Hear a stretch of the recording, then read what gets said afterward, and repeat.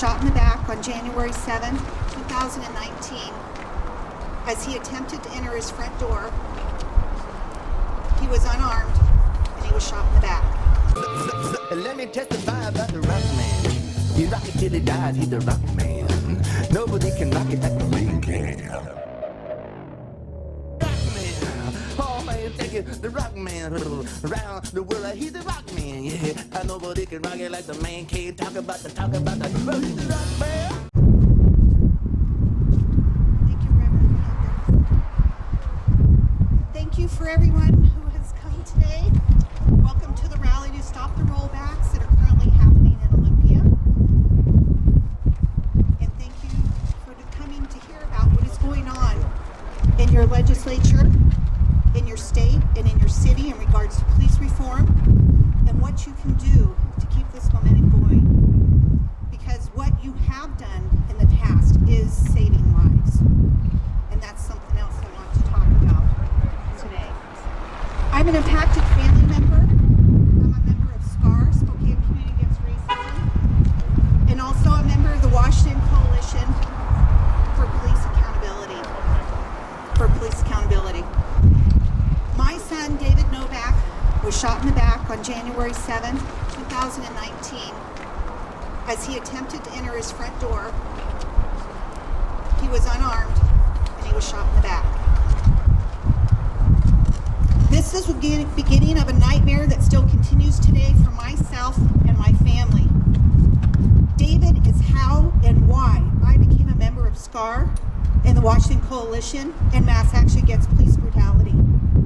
I was shocked to the core by how many other families that reached out to me. I had no idea how bad it was. How many families have suffered the same pain and torture that I was going through and continue to go through at the hands of police and the system of government that works with these police agencies. Many of these families were too broken to continue the fight for their loved ones. They felt powerless to do anything to gain justice for their loved one that had suffered at the hands of law enforcement. These families continue to suffer. Their hearts are broken and their spirits are broken. I did not want to become a member of SCAR. I did not want to become a member of the Washington Coalition. I did not want to become a member of Mass Action.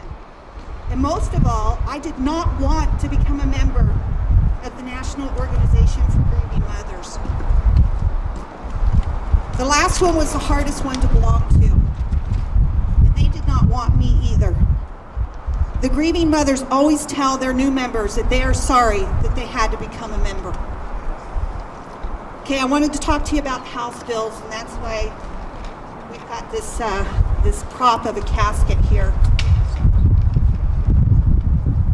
When you marched peacefully in the streets here in Spokane and made it clear that you were demanding change, just the same as others across the country were demanding change. That was in 2020. Your cries were heard in Washington State. What you did made a difference. It made a big difference.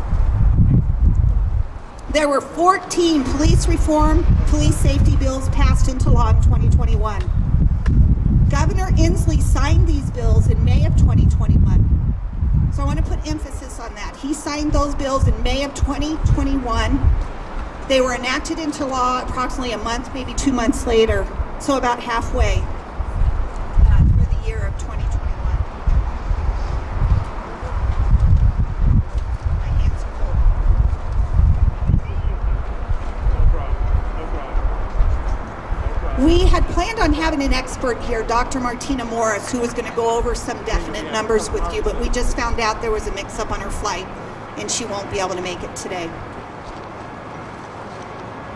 Crime in Spokane is not on the increase, and that's what Dr. Morris was going to talk to you about. So for now, if you could go to the Next Steps Washington website, you're going to find credible information from the city and from the county that backs this up. Matter of fact, homicides are down 35% last year. Robberies are down 16%. This is their own numbers, their own documentation.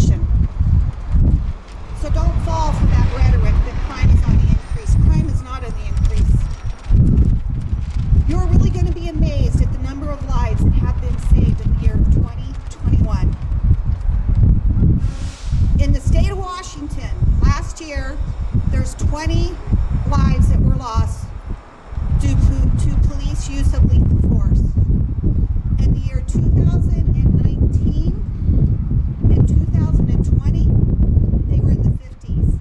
They were in the low 50s. So I feel very comfortable in saying, and so does the Washington Coalition, that you have saved 30 lives by the work that you have done. That's a lot of lives. So back to the main reason, another reason why we're here is that there are 3 House bills. House Bill 2037, 1788, and then a Senate Bill 5919. In a nutshell, these 3 bills are rollbacks.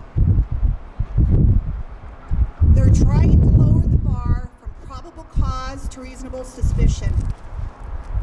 We're just going to go back to where we were if we let this happen, you guys. We cannot let this happen. I'm hoping that afterwards you'll come up and maybe take a screenshot of who you can write to. One of them is Governor Inslee. We do not want these 3 bills. This will be blood on their hands. If these bills get passed, we're just going to roll back to where we were before. How can we change the system that has wronged us for so many years? The police department really has been unregulated throughout history, and that's not just our police department, that's all police departments. One very important way is to have an independent prosecutor that is not biased and not in a situation where they are investigating themselves. You have probably heard this many times over and over again. Police need to stop investigating themselves. A truly independent prosecutor is what is needed. One that does not have day-to-day interactions with the officers that they are rendering a decision on. No other profession does this. This would have been House Bill 1507 that would have brought Washington State an independent prosecutor. That one died in the legislature this year. The reason I'm bringing it up is watch for it, because it'll come up again next session. We need an independent prosecutor. When we have a truly independent prosecutor, prosecuting attorney, that's when you're going to see change, and change for the better, and change means saved lives. That's why we're here. We're here to save lives and to continue to save lives. One other statistic that I want to go over with you that's very interesting, and there's documentation to back this up, is in the last 6 years, so in the last 72 months, there have been 3 months where there were no police-caused killings, use of lethal force in the state of Washington. There's been 3 months. 2 of those months were in the year of 2021. Isn't that amazing? So in the last 72, 3 months, 2 of them were in the year 2021. Okay, so let's see. Next, we will be honored to have 3 impacted family members who are here to speak about their loved ones. We have Fred Thomas. Where are you at, Fred? Fred, can you come talk about your son, Leonard Thomas, and what you've been doing for the coalition? Thanks for flying, Fred. All right, good afternoon, everyone. Hope you all ready for this. I actually had to write it down so I stayed on point. First, I'd like to share with you a few of the ways that our son was killed while he was holding his 4-year-old son in his arms. First, I want to share how the police came to his house and turned a child welfare check into a war zone. Every officer who actually looked at him radioed he is unarmed. And although he never made any threats,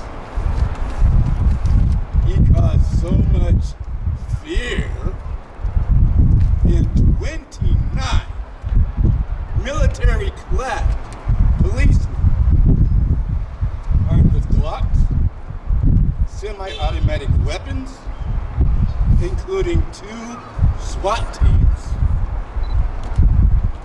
with snipers, a Bearcat, and their favorite kidnapper.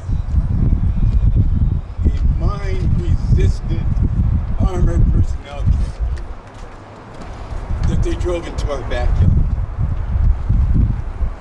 They were so intent on getting their man that they felt the only course they had was to shoot, to kill, all the while knowing he was unarmed.